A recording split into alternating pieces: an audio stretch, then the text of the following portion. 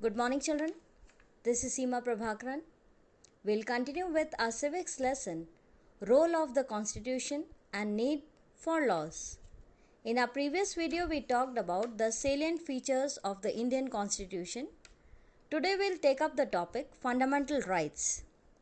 The Constitution guarantees the following rights called fundamental rights to all citizens. These rights cannot be taken away by anyone, including the state, except by the due process of law or according to the law. For example, the right to personal liberty means freedom, can be taken away if a person is convicted of a crime and the relevant court awards a sentence or punishment of imprisonment. First under this is right to equality. Under our constitution, every Indian is equal in matters of rights, opportunities and protection under the law.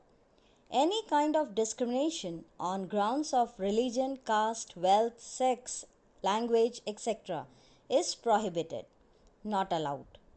For example, no one can be prevented from holding a job, entering a public place or studying in an institution on these grounds.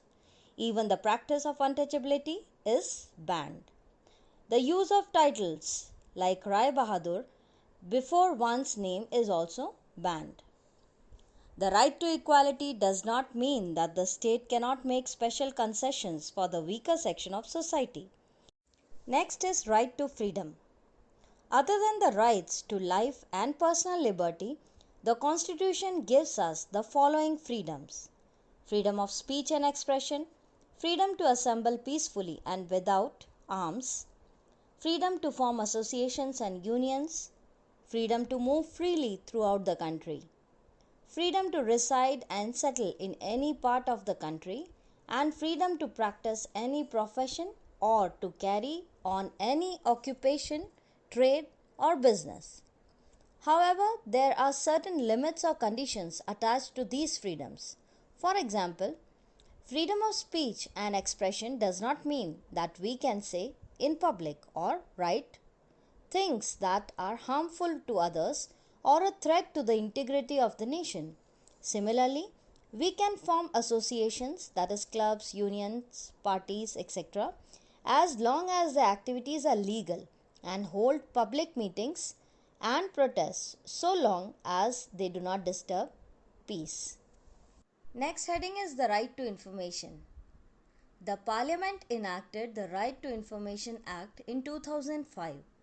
The citizens can seek information on matters relating to government records, documents and orders. This right shall make public administration accountable. That's all for today's class. Thank you and have a nice day.